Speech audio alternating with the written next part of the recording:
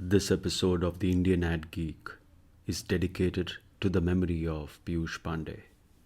This Friday morning, we woke up to this horrible news of Piyush Pandey passing away. Although this episode with Gopa was recorded few weeks back, he was kind enough to get on a quick call and share his thoughts on this massive loss for the world of advertising. Today, we are in conversation with someone who spent over 2 decades not just witnessing digital transformation, but architecting it. From running operations at Isobar for 12 years to leading digital strategy across South Asia at Mindshare, and now co-founding Theblurr, an AI-native marketing agency. Gopa Menon has been at the vanguard of every major shift in how brands connect, convert, and create meaning. Gopa, you've lost the most towering figure in Indian advertising. Yeah, Vishal, while I'm deep and saddened as well in terms of the loss of Piyush, actually, but I never had the privilege of working directly with Piyush. But in many ways, I guess growing up and being in advertising, again, I think he was also one of the reasons that obviously I entered advertising at all in that sense, because again, obviously the work inspired his work, spoke a language that obviously in the advertising industry it was not there. It was very honest and rooted to Indian origin, right? So that is what I think was distinct about him. So yes, uh, all his campaigns generally was obviously an inspiration per se. Over the years, obviously I had the honors of meeting him at various award functions and conferences. Each time whenever I did meet him and have conversations with him, it was not the person behind that entire creative genius is what I think left some thing behind generally in terms of his humility, his generosity. It doesn't. It was not that you are either a very junior person or a very senior person. Obviously, he made sure that he would listen, laugh with you, and make you feel you belong to this overall stage or wherever that you are actually having that conversation. So that was again one clear memory of mine, which is very distinct. And again, as I said, I've met over the years multiple times and have had pleasure of having a small conversation about advertising and generally as well. So yeah, so that way obviously it's there. And also I was there in Cannes in 2018 when he was actually awarded the Lifetime Achievement Award with his brother Prasoon. Again, watching him on stage was obviously a great feeling, not only for him but also for Indian advertising per se. Because I think for some reason, for whatever said and done, I think Indian advertising was equal to Piyush Pandey, at least for majority of his career, and generally, I think everybody who's actually grown up. In this overall journey of advertising, right? So yeah, so I think Piyush proved that Indian creativity didn't need to borrow from the West. It was in its own term very rooted and honest. Yeah. So yeah, I think it's the end of an era. Truly, we have lost a legend, and I think what I feel his legacy would be that advertising can be truthful, honest, emotional, and deeply human in this entire world where we are talking AI and technology. I think it was. I think his legacy would definitely be that in terms of it was all deeply human and rooted in honesty. Yeah. Thank Piyush for everything in advertising and for inspiring me as well. So yeah. How did you and advertising happen, Gopa? And what attracted you to the media side of it? Long story.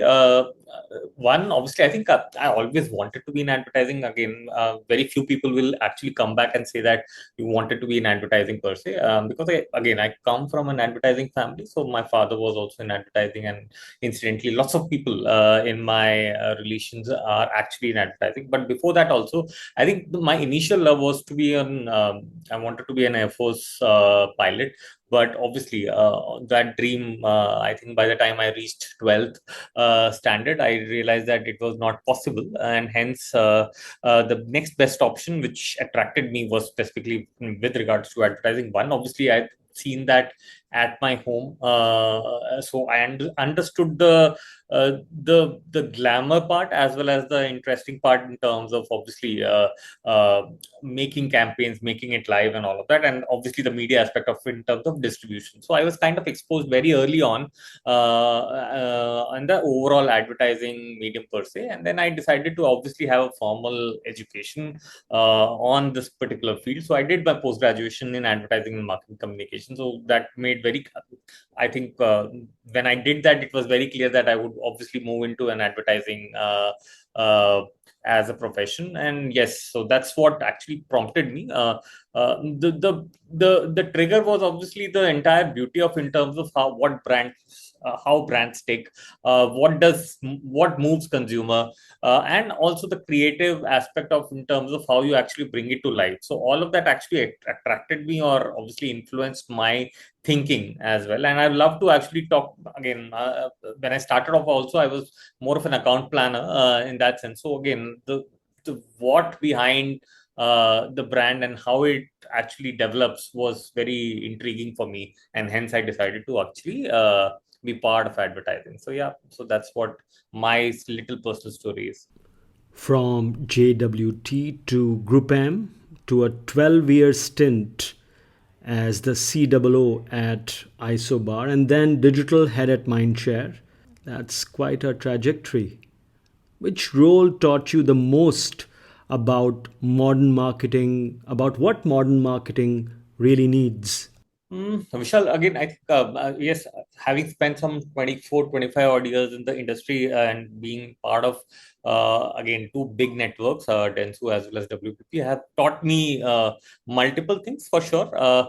But I think my foundational thing, actually, obviously, the foundational knowledge got me or was built in GroupM, because, again, I believe it's a great school which actually teaches you the entire foundation of marketing, specifically media and advertising per se.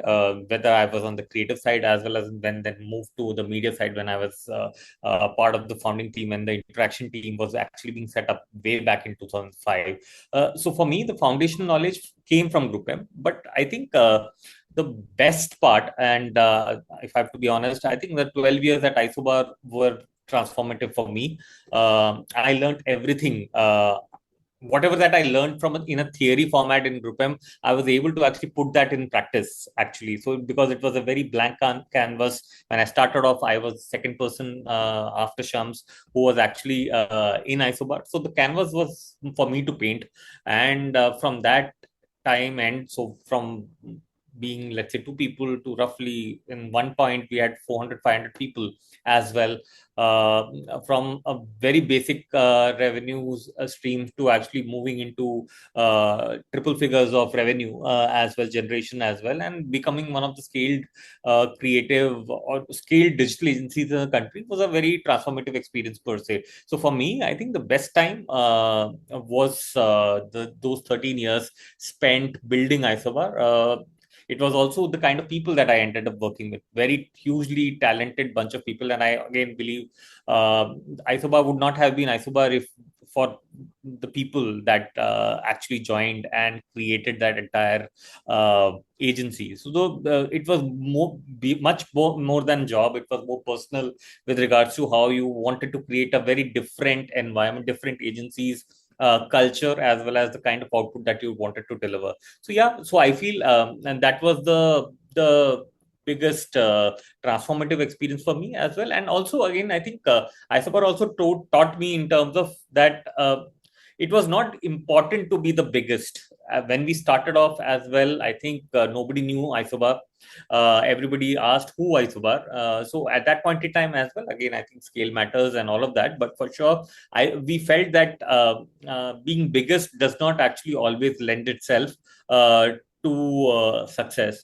I think if you're able to break down silos early, look at the gaps that are prevalent in the market, and you're able to actually specialize on certain things and focus on, and again, singularity, and just focus on few things.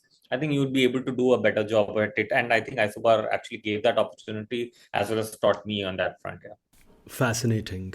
You just spoke about Isobar. You were part of Isobar's golden era, shall we say? Multiple Campaign Asia Awards, Digital Network of the Year APAC, so on and so forth. What was the secret sauce that made that stint so rewarding? You just spoke about people, and of course, we are in a people centric business, but anything else you'd like to share, Gopa, on that? Uh, Again, I think I know you did speak about the people, and of yes, course, yes, we are in the people-centric business. correct, But correct. anything else, anything, any anecdote that really reminds you of that time? Also, again, I think beyond people, obviously, as you rightly said, people are at the center of whatever that we do because we are at the service business, right? But I think the second biggest part is that, again, I realize that the clients increasingly, and I think it holds true for last 10, 15 odd years as well. I think clients don't need vendors, right? They need partners or invested partners. So from that perspective, I think a few of the things that you actually again stand out again very clearly is that being transparent, I think, over a very clear polished environment, right? So I think if you're able to actually show clients your messy process and real challenges than a very polished tech that hides reality, I think trust comes from honesty. So if you're honest, I think you tend to be more well received and successful. uh, Outcomes over outputs, again, I think anyone can deliver a campaign. Question nobody asks is that did it move the business, right? So we have always, and during Isobar as well as now what we're doing, we have always insisted on tying our success with regards to the client KPIs and just not going after metrics for the sake of it. So again, I think that also did help in a right way where we are asking right questions as well. And third thing was also to look at the gaps, building internal capabilities where there were kind of gaps at the client's end or in the environment or the business environment that one were working. So I think it was combination of transparency, focusing on outcomes, building internal capabilities. Again, anecdote that how we started Isobar was because obviously we couldn't compete with larger scaled agencies at that point in time. What we did was that at that point in time in 2008 or so, social was coming up big time at that point in time as well, and that was a gap, and not many agencies were actually uh, delivering on or having a very focused social media approach. We were first of the agencies at that point in time who actually just looked at that gap and built our social capabilities then and there. I think we were the first agencies who managed bigger brands where they had their own social presence in 2007 and 8, sorry, 2008 and 9. Actually, we built Adidas and Reebok's brand at that point in time from scratch and became one of the largest pages in the country. So the identification of the opportunity at the right time and obviously taking that up also becomes a very important part in success of the agency. And also obviously being at the right time at the right place also helps. Bit of luck also helps. But yes, these are the few things at least which comes to my mind which actually helped our journey. And also, from an individual point of view, Gopa, you have always been a prolific contributor. Won multiple Account Person of the Year awards, in fact, 4 consecutive times from 2016 to 2019. Quite remarkable. What's your philosophy on client relationships that led to such consistent recognition? So one, frankly, for sure, again, I think those nominations or the wins were not only me, right? Again, I think I was the face. I was fortunate enough to actually be the face when it was actually being done. But I think at the background, there's so many people who are actually delivering, and I think you're kind of aware because again, you come from similar background as well with regards to saying. I think there's so many people who are kind of hidden or not. Not in the face or in front of the client, but delivering very important stuff so that agency business continues running, right?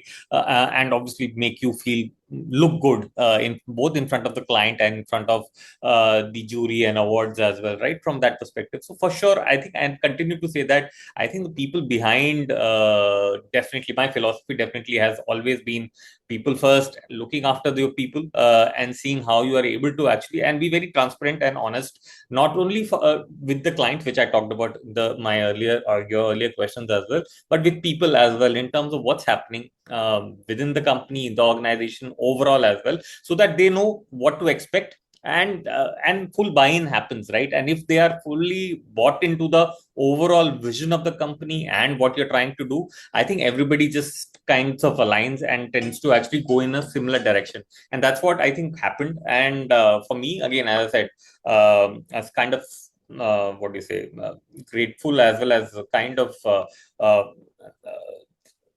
blessed with regards to the kind of people that I ended up working with, and that automatically obviously created better campaigns, best campaigns, award-winning campaigns, which again made me look good, and hence I ended up being nominated or being one or winning these personal landmarks as well. But I think, and also that's one part, that's people. And second thing is our brave clients as well. I think clients who are willing to actually bet on the agency and look them as a partner as well. So most of the time it becomes a very transactional relationship, which tend to actually deliver a transactional product, right?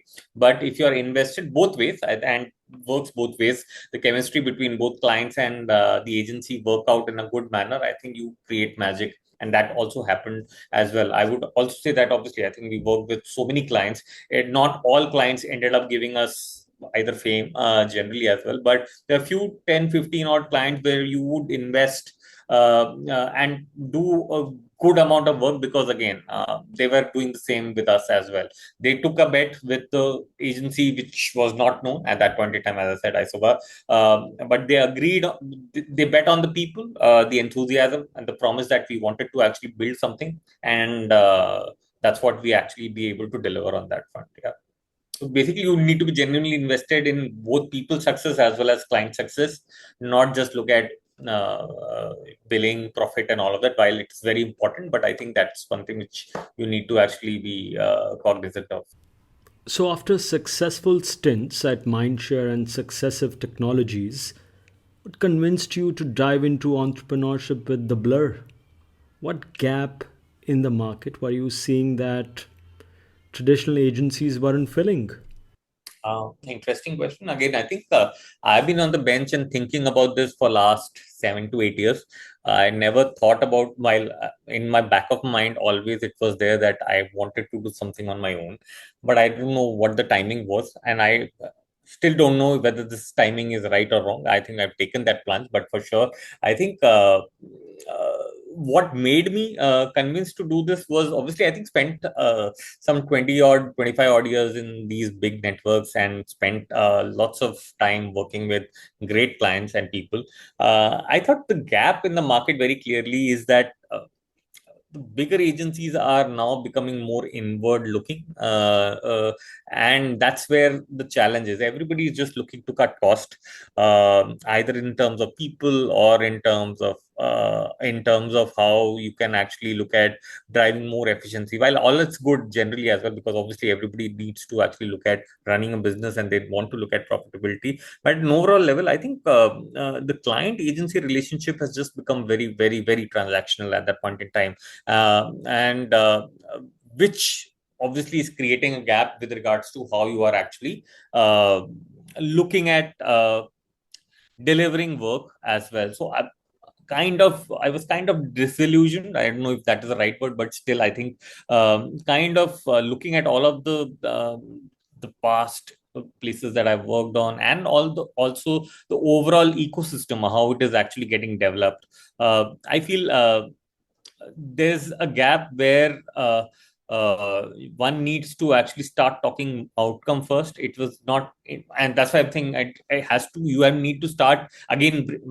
Start keeping clients at the center of it when you are actually talking work generally as well. So again, from that perspective, I think the gap very clearly was that one, obviously everybody has become very inward cost focused, and how you can actually create and also everybody is working in silos as well. And I don't know if you have observed that as well, that while everybody talks about integrative, and I think there are so many people who are actually talking integrated solutions and all of that, but that's just a lip service that many people are end up doing.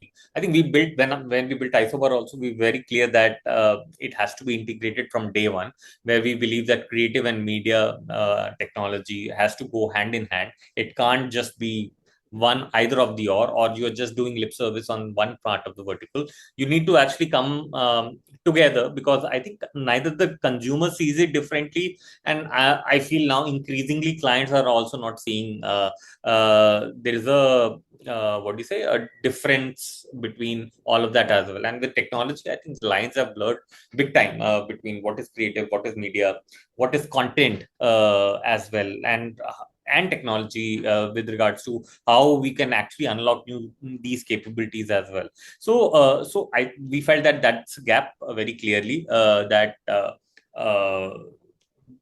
clients are looking for integrated solution. Clients are also looking for an invested partner, and just not looking at in terms of saying okay, or very inward looking partner in that sense. And also what we also felt was, what if we built an agency which is from scratch, which is AI, where AI was just not a feature but by the foundation as well. So we thought that we AI will do the heavy lifting, and our people are able to do more human stuff, which is more creative, strategic thinking as well. And hence, we decided to actually, or I decided to actually jump into the Blur bandwagon, and that's how we decided to actually set that up. Yeah. And just for our better understanding, the Blur is not just a media agency, but there's a creative shop as well where AI is playing a significant role. Am I correct in understanding that? Correct. So it's just not looking at media; it is looking at everything. So it's a integrated agency, marketing communication agency, which does creative media, technology, everything what the client requires. We are saying that you come, or clients do come up with their business problem, or the objective that they are trying to actually solve for, and we are able to actually deliver on that front as well with the help of technology, and also our people as well. So yeah, so it's a integrated agency in a very simplistic manner, powered by AI. Yeah. Fantastic. I know it's early days, but what's been your approach to business development for the agency so far? We launched sometime in July, and it's been 3 months. I think our initial approach has been to actually work with like-minded clients where we've already worked with as well, or where we have uh, we enjoy a certain bit of equity. So our bit is in terms of, one, obviously working with those clients where we have already in our previous avatars we have worked with. That's one part. The second thing is also look at sectors and categories where there's a genuine requirement of either an integrated agency, or they're actually suffering from a so-called, and I think everybody will have the business problem generally as well, and how we are able to solve for it as well. So our proof point very clearly is that we don't want to actually again go and say that give us the entire business. Yes, we are happy that you are able to actually get, if we are able to get it, well and good. But the whole idea is to actually look at one aspect of the business, see, do it well, showcase the how we are able to move the needle, and then move and expand our relationship from that perspective. So again, we are not only looking at, let's say, only AORs of the world. We are also looking at project work. We are also looking at consulting things as well. So it's mix of all of that, working with like-minded clients to start off with, and then focus on, again, year one, we are not looking at to work with hundreds of clients. Again, I think we focus very clearly in terms of where we focus on 15, 20 odd clients and do a good work, invest deeply, do great work with them, develop great relationship, and then expand accordingly. Gopa, I want to talk about what really differentiates the Blur from everybody else out there. Let's dig deep into HumAIne, your proprietary blend of human intelligence and AI. It's not just a catchy name, is it? Walk us through what this actually means in practice, what you're trying to build, and from a client point of view, how it will help. Yeah. So, with from a client point of view, very clearly, again, I'm just answering the first question. Second question for you is that it will break silos, Vishal. The whole idea, again, as I said, traditionally, what happens, and again, I don't need to actually keep on telling it to you, but traditionally, what happens is the brief comes in, the creative, if for example, if it's an integrated brief, the creative thinks of the idea, sans what media is doing. So creative thinks about the idea, has developed the idea, and then it gives goes to the media team. Media then looks at what the content has been created, and then starts looking at the kind of placements that needs to be required, and then they go about executing it, right? And then obviously then your typical optimization happens where weekly reports are going to the clients, or a monthly report or a monthly post eval ends up happening, right? What we wanted to do was obviously that what again humane is just not what we actually coined generally. It's our os or an operational philosophy generally as well. What we believe is that and again, in no way when we were setting this up as well, we were saying that we are not wanting to replace humans with ai. We are wanting to augment our people with the help of AI, right? So the philosophy very clearly was human creativity sets direction, AI amplifies execution. Our people will define strategy, AI will optimize at scale. So it is all about empowering our people or supercharging people by harnessing AI to be more humane, right? And just not replacing humans, but making them operationally more effective, not efficient. While efficient is also the word, but we are saying it has to be very effective. So if you have to actually look at in practice, day one, let's say a brief comes in, as I said in the earlier ones, in traditionally creative sits in one meeting, media in another, tech gets looped in later. In our thing, we work in a cross-functional pod where strategists, creative media planner, data scientists, everybody actually is one room for the first conversation when the brief comes in. And then you typically have our discovery engine, which is a humane discovery engine, using various data tools and scrapping the internet to actually identify segments which humans would miss, and then come back with some kind of insights for both the planning team as well as the creative team to actually create both plans as well as content. Yeah. And then the creative development happens, while the initial concepts and ideas comes from the creative team. Our creatives heads and all of that sits and decides in terms of where, what route and all of that. But then after that, the platforms, when once it gets logged in, our platforms starts kicking in. They create thousands of personalized content variations, and hence what do you say, you're able to then start distributing it, or it's distribution ready. So as I mentioned earlier, what we say is that our teams or humans create the strategic narrative and the core concepts. AI then adapts it to micro segments and behaviors from that perspective. So, and again, there are multiple tools which are available in the market which you are able to actually use for product visualization, creative visualization as well. But as I said, our creative teams then set storyboard, set creative direction, ensure that brand tonality and everything happens, and we are able to actually run through that as well. And then once the creative is logged in, our media, again, in that platform, the whole idea is that we do have predictive performance systems which actually starts giving in signals when you started implementing one, is that whether this creative will work in the particular audience or not. So you're able to do lots of creative testing before even the campaign actually goes live. And when the campaign is also live, you're able to do those A/B testings as we speak as well. Our media team or the media planners that validate and refine these insights, put our agents in, and they are able to actually run these campaigns. And then there is a 24/7 optimization which happens. Keep on reallocating budgets depending on how your creative is doing or how audience have been reached out to, and that continues. And this continuous loop happens where the intelligence gets passed on and gets passed on not only to the from a creative side of it, but also to the audience engine in terms of what's working and what's not working. So that's the ingest what we are trying to build or what we are doing it. Have we done it completely? Not yet. It is a work in progress where we have tried to actually, where we have built the audience engine, creative engine, and media engine. We're trying to again now integrate and build this on the fly, where everything becomes kind of agentic in that sense, right? So yeah, that's the idea. So what is the difference again? To your question, as I said, we are not trying to use AI to just do things faster.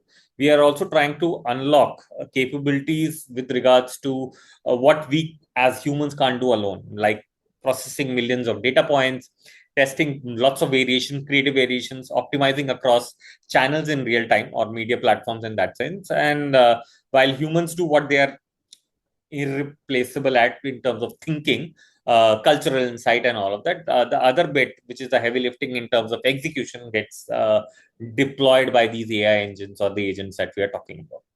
Yeah, my next question was going to be, where do you think humans reign supreme as far as working with AI is concerned? And you've answered that already with inciting. I think there is also a point of human taste. Not sure if AI has developed that taste in creativity so far. We don't know about the future, but I think currently you are easily able to differentiate between an AI generated ad and something done in real, shot in real action. And there have been far too many controversial examples of late as well. I agree. I agree, Vishal. While I think technology is, but the day is not far when you will not be able to actually, and that's what my belief is, that that differentiation will be very minimal, right? As of now, obviously, as technology is progressing and people are experimenting, that element is still missing. But at an overall level, I think with speed at which how the technology, the newer models are actually being launched in the market, or it keeps on coming in, I think that gap will reduce. But you're very clear that AI will never be able to actually replace what your that strategic thinking is, your emotional quotient is, how to actually connect that storytelling aspect of telling a story, whether it's brand, film, or anything that is there, right? That definitely AI will, at least in foreseeable future, will still not be able to do, and that's where I think humans will excel it. Uh, Once you have thought about it and you want to actually then spread it, distribute it, and talk to millions of people with various variations and personalization, I think that AI will do great work on that front. But yeah, the rest, I think, hopefully, humans will still continue to be relevant. Hopefully. I want to shift gears slightly and talk to you from a consumer point of view. How do you think agencies of the future need to change their thinking?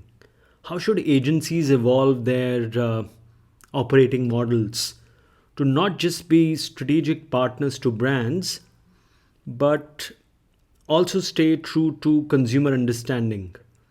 At the end of the day, we are serving brands and brands are serving consumers. So, from your point of view, are there any different ways of working or operating models that agencies of the future must think about? Uh, yes, for sure. And I think that's what, when we were actually building this as well, the agency of the future. And I think I've done these presentations when I was in Isobar as well as when I was here in GroupM as well, in terms of how this entire model will evolve, right? Again, I think very clearly the time of these billable hours and other things have actually gone now. I think it is outcome based. More you actually start conversating on outcomes, I think you'd be relevant, I think. And that's where I think the first foundation, I think, at least for agencies that need to start looking at as well. Because I think for far too long, I think we've been stuck in a loop where we want only commissions, or we are looking at some kind of a man hour which actually get compensated on. But I think if you're able to actually move that conversation from that to outcome based, I think you will be in a better position. So, or as an agency, I think that's one part that you need to look at as well. The second bit is that uh, use of technology is again becoming very, as I said, at par with for everyone, right? So again, from that perspective, while it's not about how whether you are using AI, but how you are using AI and technology in your everyday work streams as well. I think that will also change the kind of structure that the agencies operate at. I don't think so now.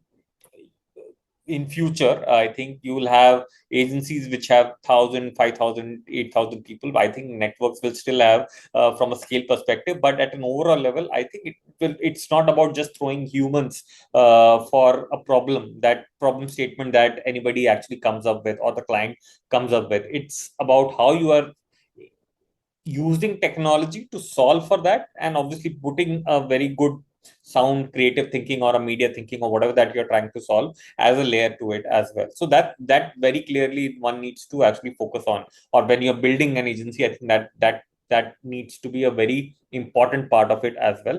And the third thing is that as service industry, as services company like ours, or as we are in the business of providing services, I think while services will become very again, as I said, commoditized, I think what will stand out is your proprietary tech as well. So you need to actually have either proprietary tech or a platform which you are able to actually build, and then build your services around it as well. So at least that is also very important part of it as well. So for me, I think outcome based, proprietary tech, and third thing, in terms of interest, using technology to solve for problems rather than actually just putting people, is what I think future of agency will, or the entire model will look like. What are your thinking, or what, because you are also observing this real time as well. So what's your thought? I completely echo your thoughts on the fact that you can't throw humans on a problem anymore. It just won't work. And AI is disrupting almost every business on the planet right now. We are seeing that in our industry. We are seeing that as far as holding companies are concerned. And again, we don't need to discuss that. Both of us know what's going on in almost every holding company, all the struggles and the internal decision making that they've had to do, and so many people are getting affected because of it also. We are seeing mergers and acquisitions and layoffs and whatnot. What we will see eventually is what other businesses have also experienced, which is there will be a certain kind of work, a certain quality of work, which will be which will stay with humans, which people will pay, which brands and consumers, hopefully, I mean, in indirect way, will pay a premium to stay with humans and consume that. And so, brands would understand that this requires a certain rigor, and I need to pay a premium as Yeah. opposed to what I'm already spending on marketing to get that done from an agency partner or whatever that nomenclature turns out to be that time. And then there will be a run of the mill work. Yeah. And this is something I want to talk to you about as we go on further with our conversation, which is the performance marketing side of it. Mm-hmm. Whether you look at a startup or whether you look at a well entrenched, well established player, everybody's somehow skewing more towards the performance side of it. I don't know if that's a function of companies working quarter to quarter and reporting their results or reporting to their investors or whatnot, but that is what we are seeing. And Yeah. and I think all of that will absolutely trickle down to our business. And in some ways, it is already impacting our business as well. I mean, I don't know how many long-term storytelling campaigns you're seeing these days. True. I don't see many. Yeah. And this is also disenchanting creative folks in the industry. People are like, why am I in this industry anyways? Right? Yeah. So, is this industry full of salespeople?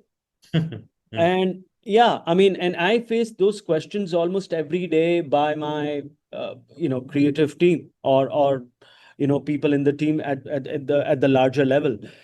And those are conversations which are extremely important, and they will in some way decide the fate of our industry. So I was also saying the same thing. I completely agree as well. I think, and also feel that your observation is right in terms of, and it got accentuated more post COVID with regards to saying uh, clients are now becoming, or the kind of brief that you end up actually having a very short term focus, right? Again, I think everybody is just looking quarter on quarter and just looking at those. So nobody is actually started, nobody's thinking, or at least the majority of brands are not thinking brand building currently. Everybody is just trying to look at to just solve for conversion, right? And which obviously is a problem. And you will see that those brands eventually will lose in long term, right? Again, people who stick to the fundamentals and believe in building brands will always have that consumer attention, right? And whether you're talking to Gen Z or anybody as well, the way you would want to actually reach out to them might be different. But at an overall level, I think the storytelling aspect of it, building brands, focusing on building brands and storytelling and creating a narrative always helps as well. And that obviously determines the loyalty aspect of that particular brand by that consumer as well. So I feel that definitely is happening. But eventually, I think everybody will see that, or at least smarter brands are as of now also looking at it from a different perspective as well. While there is a low funnel work which needs to be done and it's very important, I think, but the upper funnel work, which is more brand led, needs to happen for you to actually continuously keep on enriching that funnel, right? Unless you don't do the upper funnel right, you'll never be able to actually optimize on your conversions and get more people in, or get your the entire basket bigger, right? So that definitely is a thing. And people who are using it or creating work or focusing on across the funnel will win eventually, right? So that's very good observation from your end as well, and I can completely concur with that too. Yeah. So, what is the future of performance marketing as you see it right now? Future of performance marketing, again, I think we've been and I think we've seen that evolve, right? That from simple affiliate links to very focused ROAS stories that you continue to have with clients as well. I think future of performance marketing will depend on how performance and brand building actually works on in tandem, right? Again, you just can't be, again, I think I have answered your question in my earlier thing. I'm just be repeating it, but at an overall level, you just can't be just be single-mindedly just thinking conversion. Again, as I said, in short term, it will actually help you deliver on those numbers. But certainly, I think you'll see, we have, and I think worked with multiple brands and seen that example in real time, which is happening, is that suddenly you feel that there's no more audience to actually reach out to, or your conversion numbers are going drastically downwards, on a downward spiral as well, which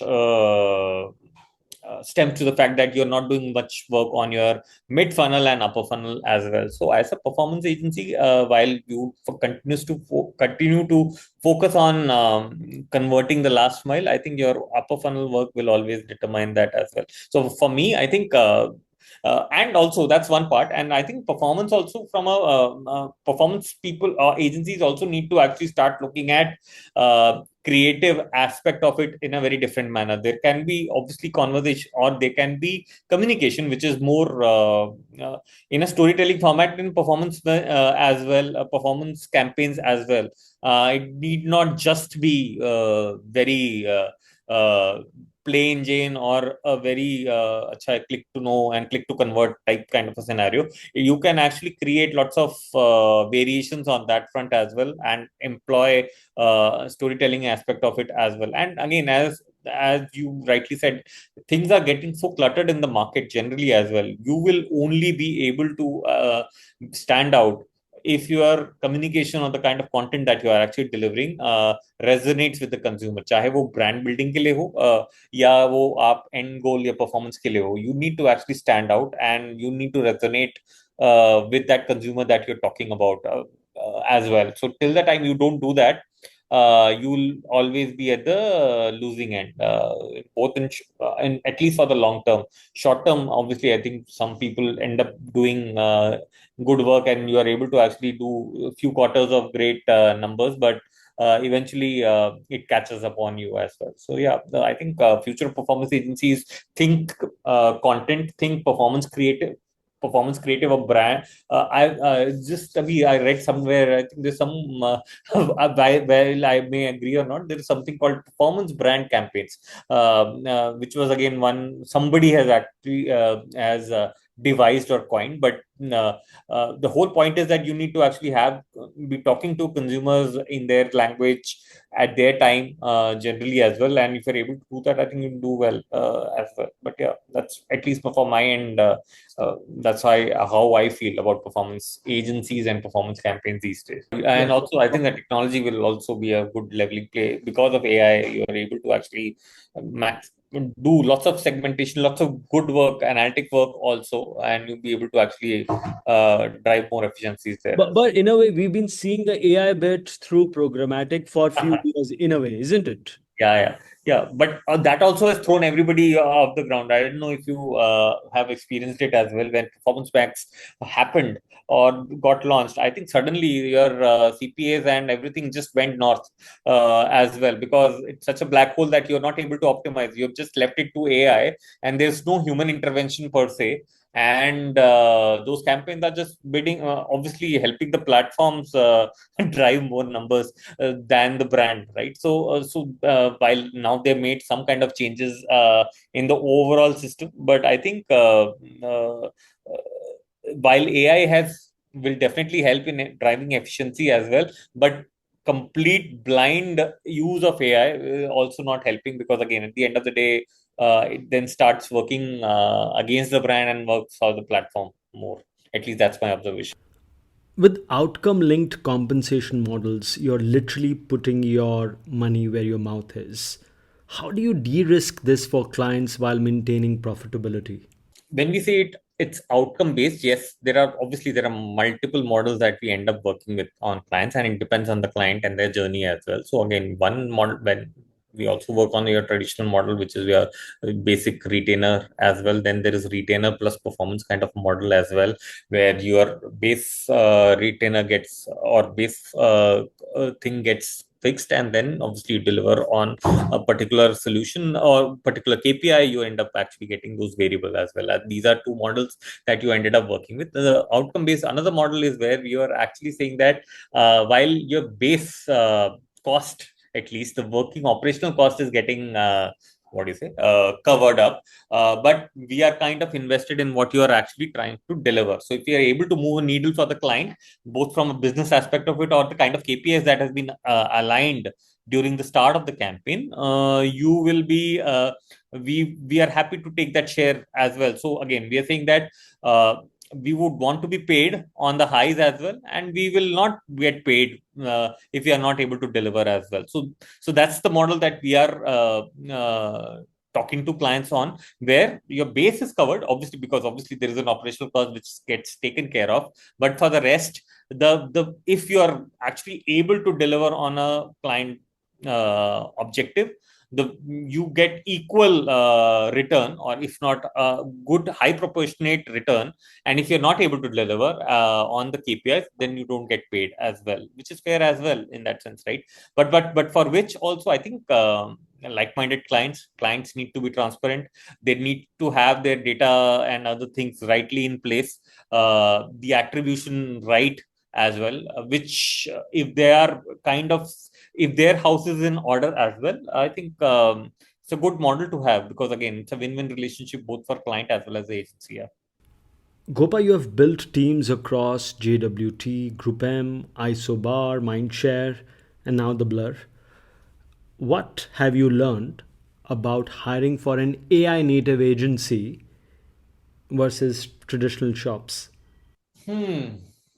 I think one definitely. I think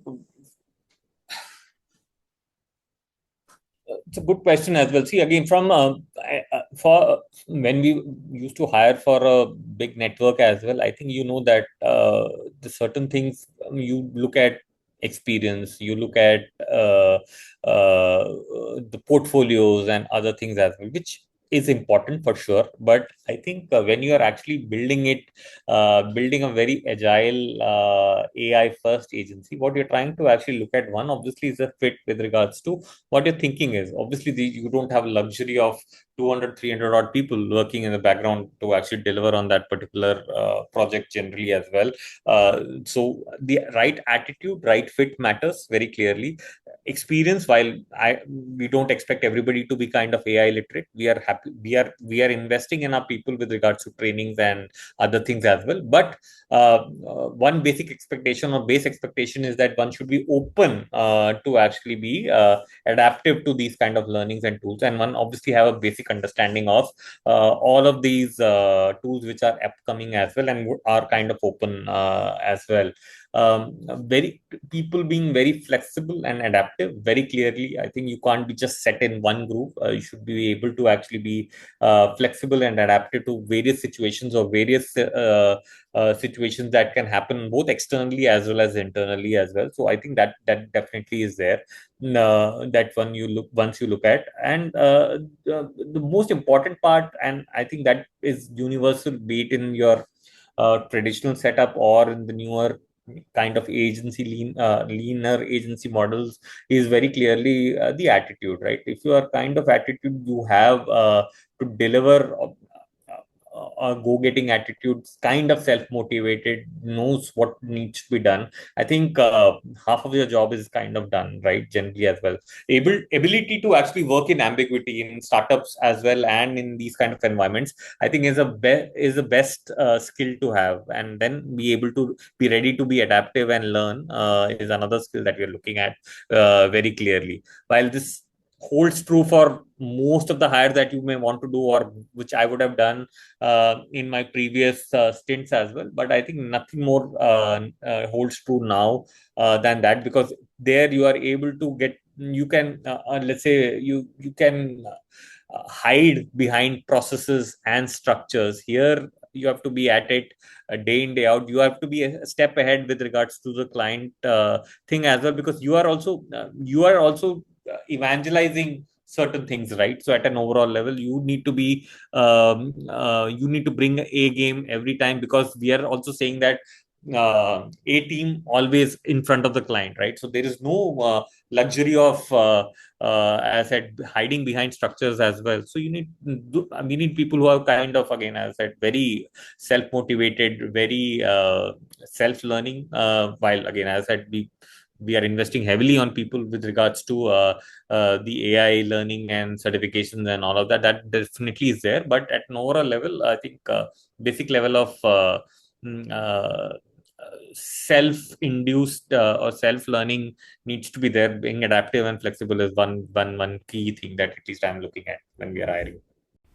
You have seen agencies evolve from being vendor partners to growth partners. Where do you see the agency model heading in the next 5 years? That I think, again, I think as we spoke, right, at an overall level in terms of how we are looking at the agency generally as well. Again, my thing in next 5 years is that clients may not be looking at choosing, let's say, network or independent, right? I think they might be choosing both very clearly. Might be a hybrid sort of engagement with regards to how clients look at agency relationship. Obviously there would be clients which would look at scale and they would want to use network agencies to be part of it, and if you're wanting specific capabilities and to look at specific projects and specific need based thing, I think these independent agencies may end up coming to the fore, right? So from that perspective, yes, the agency of the future would be, as I said, would focus on outcome based conversations, will have capabilities or proprietary tech. Again, as I said, I told you last as well, I think we will have proprietary tech in that sense, or build proprietary technology, just not use third party tools. uh, uh, Elevate conversations from business, from campaigns to business impact. So again, as I said, not talking about just marketing jargons, but looking at where you are able to actually move needles as well, and develop in-house capabilities for specific problems for marketing transformation. Because again, I think this next 5 years, 6 years would be the age where there's so many things which are happening. The entire ecosystem is in for a churn or a reset. How are you able to actually help clients in that journey and have that conversation very seamlessly will be a very key aspect of it as well. So for my understanding in terms of next 5 years, how the agency model will be, that one, obviously, I think we can have also we'll have embedded partnerships as well. I think there would be increasingly agency teams will be working within clients as well. I feel that it's happening already when you actually see the Fulcrum, Unilever team, and L'Oreal teams of the world, where everybody is actually working inside the client organization as well, so that everything is aligned. You're able to be agile and all of that. It will be real time collaboration. So you have shared systems, shared data, continuous optimization. So you're continuously learning and putting that into test as well. I've mentioned outcome based conversation and accountabilities. Agency to have skin in the game financially, again, becomes a win-win, because if you do well, you end up earning disproportionately as well.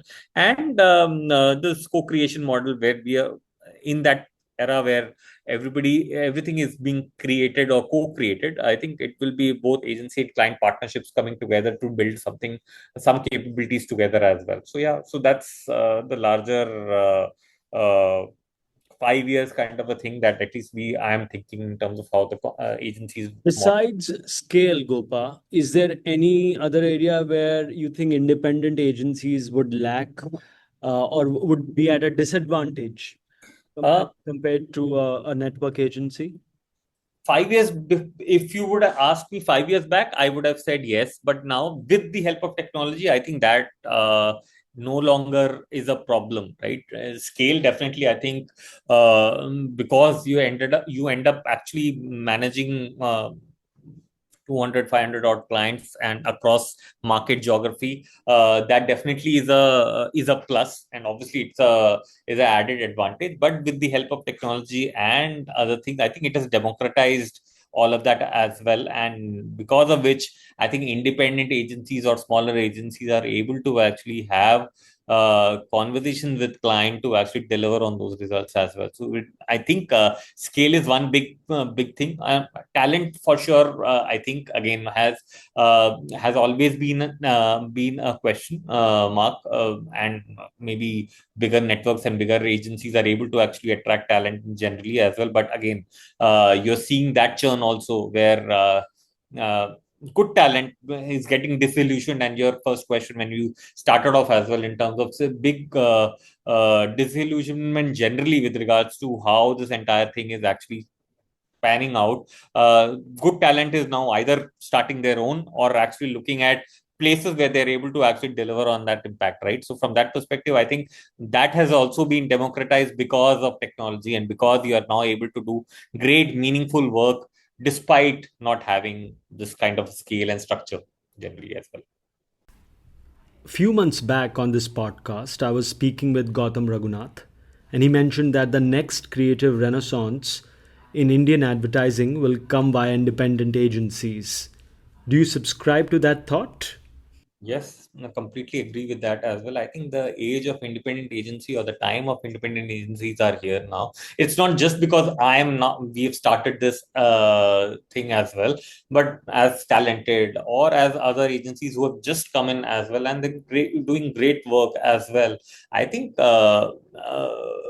his observation is completely spot on with regards to saying that next big thing will happen out of the independent agencies, and it's been long that at least in the Indian advertising ecosystem that has happened. Internationally, obviously, you have lots of examples, be it RGA or Song, and Uncommon. quite Yeah. correct. But in our case, it's been very.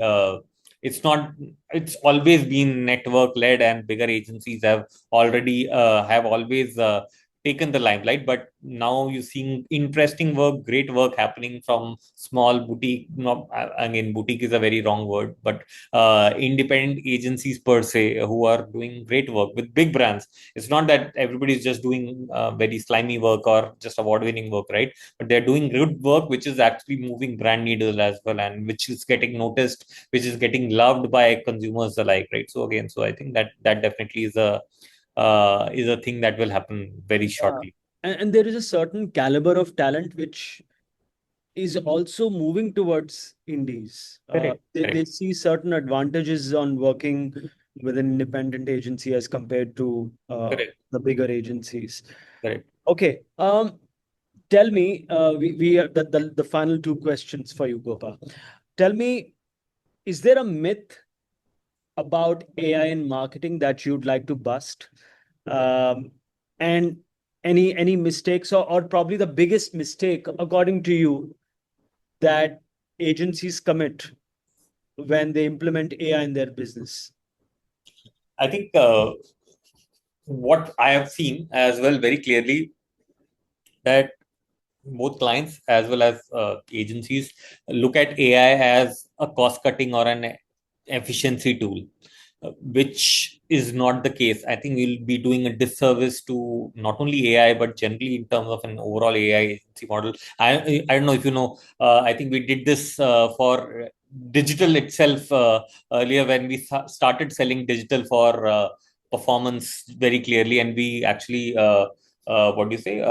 Shot ourselves in our foot only, right? At an overall level. So selling AI for being cheap product cheap output or for efficiency or for cost cutting is not is what do you say, a blunder, or is a very should be a wrong thing, and we should be kind of wary about it. A myth also is that I would want to break is that AI is cheap, right? Yes, for sure, it brings in certain kind of efficiency. But if you're looking at cutting edge AI work, or be it in modeling exercises or data analysis, or in creative output as well, it is not yeah, and you're looking for a great output. I think it merits scale, it merits that kind of what do you say, fees, or what or production quality as well. So all of that actually is there. So AI is not cheap. That's a myth that at least I would like to burst. And second thing, the thing that one needs to be kind of wary about is that very clearly you should not be actually selling AI for efficiency at cost cutting.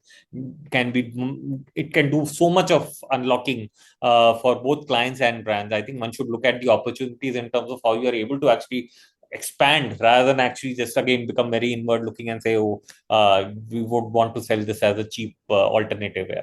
So, yeah. You have mentored teams across multiple agencies. We've discussed that. What advice should someone entering advertising today focus on to remain relevant? I think one very clearly is that be patient. I think many of the people that who are coming into this industry, advertising industry, I think everybody is one looks at very from a very zoomed out perspective, right? And as said in my earlier thing as well, you see the glamorous aspect of it, but don't see the painstaking effort that needs in this entire career as well. So your initial 2 3 years would be very mundane. It would look like that you're not contributing to the larger thing, and many people tend to actually get disassociated or disinterested in that particular piece, right? So at least I think that definitely is one thing that I would advise people to actually who want to look at advertising as a career is to be patient in that sense, right? The other thing, obviously, is I think you need to actually have because you're living in this tech age or AI age. One is that one needs to actually have some kind of computational thinking, right? Again, I'm not saying that one needs to learn to code or something, but learn to think in system, data, and logic, because that's very important. Because you are living in the world where algorithms rule the entire thing as well, and the entire interpretation happens right through that. So you need to have certain bit of computational thinking. You need to have some kind of AI fluency, not expertise, but you need to start thinking in terms of what AI can do, what it can't do in that sense, right? Then need to actually start building discipline fluency as well, because again, that is very important. You can't just be saying that I'm just creative, so I will not think media. I'm just media, I will not think creative, because again, as I said, I think the lines have blurred very clearly. So if you are creative, you need to learn media fundamentals. You need to know what the media platforms do and how those platforms get consumed, so that then your creative output becomes very important or becomes more nuanced in that sense. If you're from media, you need to understand creative principle as well. So yeah, I think it has to be a cross-disciplinary kind of a thinking generally as well. I think one should have. So from a very softer skills perspective, I think one needs to very be patient, and I think for other things, you need to have computational knowledge, bit of AI thing, and you need to be kind of flexible to learn cross-disciplinary things. Yeah. I remember when I was joining this industry about 18 years or so back, there was this term going around called digital native. Now, I guess what we are looking for is an AI native. Definitely, I think that's a conversation. AI native is one thing. See, again, I don't know if you've observed as well. I think there's so many kids that are coming in now, and the next generation who will be there. They don't know the world beyond without AI, right? Again, or without mobile phones and all of that. They feel that it is for granted generally as well. I have seen age where we evolved from tape recorders to TV to whatever, right? So again, I think this is the only generation who would have seen that transition. But the generation which is coming in now would be kind of native. They feel that this is it. This was always there, and for that, I think agencies, brands, and always now need to start thinking how they are thinking, and then devise communications around that very clearly. Yeah, I still hold my Dilwale Dulhania Le Jayenge and Rangila audio cassettes very, very dear to me. So I know what you're talking about. I used to buy the cassettes just for the cover as well. So that used to be the fun, right? Again, at that point in time. But And some of them used to have those nice long inlays also inside. yes, I know I bought Batman Forever or Batman audio cassettes, which had lots of inlays. It used to give a brief description in terms of how that entire movie would be, right? So again, and then it's evolved to lyrics as well. Then lyrics used to happen. So again, Yeah, great different days, practice. different times, right? But yeah. Yeah. Gopa, it's been fantastic catching up with you and talking to you after such a long time. Thank you for taking out the time. Thank you for being so kind and generous. Thank you, Vishal. I think pleasure talking to you, and also talking.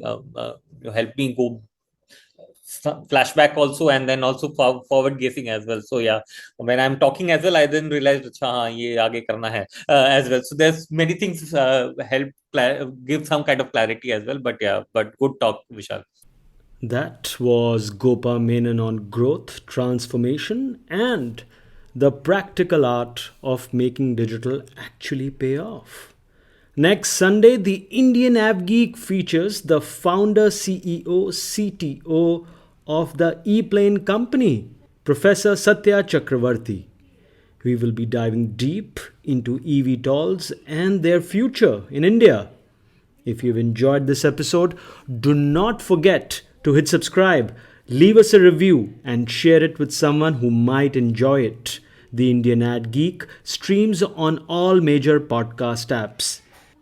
Gopa lugged out on X with @Gopa as his handle, and I'm at Vishalvan Mehra. Until next time, keep your creative antennas tuned and your AdGeek flag flying high. Stay quirky, stay curious, and keep geeking out.